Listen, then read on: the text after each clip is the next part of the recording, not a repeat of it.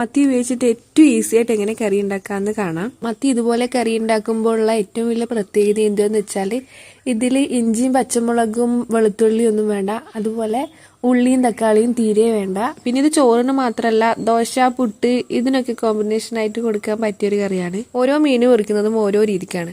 അപ്പോൾ അത് മനസ്സിലാക്കിയിരുന്നാൽ വളരെ പെട്ടെന്ന് മീൻ മുറിക്കൽ പരിപാടി കഴിഞ്ഞു കിട്ടും. ഫിഷും മീറ്റും ഒക്കെ കട്ട് ചെയ്യുന്നതിന്റെ കുറെ വീഡിയോ ചാനലിലുണ്ട്.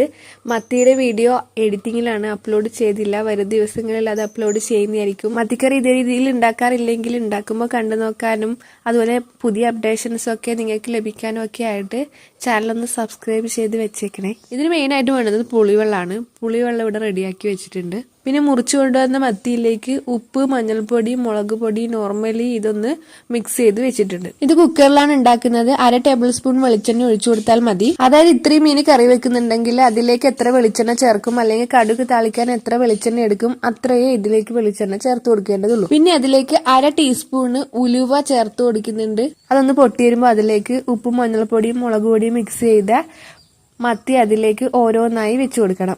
മീൻ ഫ്രൈ ചെയ്യാനൊക്കെ വെച്ചു കൊടുക്കുന്നത് പോലെ വെച്ചു കൊടുത്താൽ മതി. മീൻ ഫ്രൈ ചെയ്ത് കഴിക്കാൻ താല്പര്യമില്ലാത്തവർക്ക് ഇതൊരു ബെസ്റ്റ് ഓപ്ഷനാണ്. ഉടനെ തന്നെ ഇതിന്റെ മുകളിലേക്ക് കുറച്ച് കറിവേപ്പില ചേർത്ത് കൊടുക്കാം. പിന്നെ പുളിവെള്ളം ഭയങ്കര തിക്കായിട്ടല്ല ഒഴിച്ചു കൊടുക്കേണ്ടത്, കുറച്ച് ഡൈല്യൂട്ടഡ് ആയിട്ടുള്ള പുളിവെള്ളമാണ് ഒഴിച്ചു കൊടുക്കേണ്ടത്. കാരണം ഇതിന് ചെറിയൊരു ഗ്രേവിക്ക് വേണ്ടിയിട്ടും അതുപോലെ ആ ഫിഷ് ഒന്ന് കുക്കാവാനും വേണ്ടി അതിലേക്ക് കുറച്ചൊരു വാട്ടർ കണ്ടന്റ് ആവശ്യമാണല്ലോ. മീൻ ഈ കുക്കറിൽ നിരത്തി വെച്ചതിന്റെ ഈക്വൽ ആയിട്ട് വരെ പുളിവെള്ളം ചേർത്ത് കൊടുക്കാം. അതായത് വാളൻ പുളി പിഴിഞ്ഞതും അതിൽ കുറച്ച് വെള്ളം ചേർത്തിട്ടുള്ള മിശ്രിതമാണ് ഒഴിച്ചു കൊടുക്കേണ്ടത്.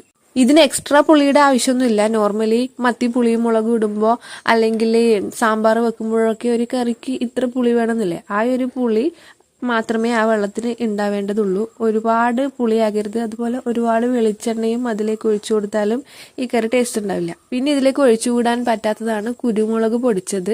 അത് നിങ്ങളുടെ എരിവിന് ആവശ്യമായിട്ട് കൂട്ടിയും കുറച്ചൊക്കെ ചേർത്ത് കൊടുക്കാം. മീനിലേക്ക് ആദ്യം കുറച്ച് മുളക് പൊടി ചേർത്ത് കൊടുക്കുന്നുണ്ട്, അതുകൊണ്ട് കുരുമുളക് പൊടി നോക്കിയിട്ട് ചേർത്ത് കൊടുക്കണം. പിന്നെ അതുപോലെ ഉപ്പും മീനിലേക്ക് ചേർത്ത് കൊടുക്കുന്നുണ്ട്. ഈ ഗ്രേവിക്ക് ആവശ്യമായിട്ടുള്ള ഉപ്പും ഈ സമയം ചേർത്ത് കൊടുക്കുക. നമ്മൾ ഇതിനെ കുക്കർ മത്തി എന്നാണ് പറയാറ്.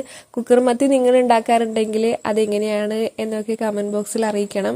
അല്ലെങ്കിൽ ഇതൊന്ന് ട്രൈ ചെയ്ത് നോക്കണം. പിന്നെ വീഡിയോ യൂസ്ഫുൾ ആയ ലൈക്ക് ചെയ്യാനും ഫ്രണ്ട്സിനും ഫാമിലിക്കും ഒക്കെ ഷെയർ ചെയ്യാനും ഒന്നും മറന്നു പോകരുത്. ഉലുവ പൊടിച്ചതുണ്ടെങ്കിൽ കുരുമുളക് പൊടി ചേർക്കുന്ന സമയം ഉലുവ പൊടിയായാലും ചേർത്ത് കൊടുത്താൽ മതി. കുക്കർ അടച്ചു വെച്ച് ഫുൾ ഫ്ലെയിമിൽ ഒരു 2-3 വിസിൽ കേൾപ്പിച്ചാൽ ഇത് റെഡിയാകും. അപ്പൊ ഇത്രയേ ഉള്ളൂ ഇന്നത്തെ വീഡിയോ. മറ്റൊരു നല്ല വീഡിയോ ആയി വീണ്ടും കാണാം.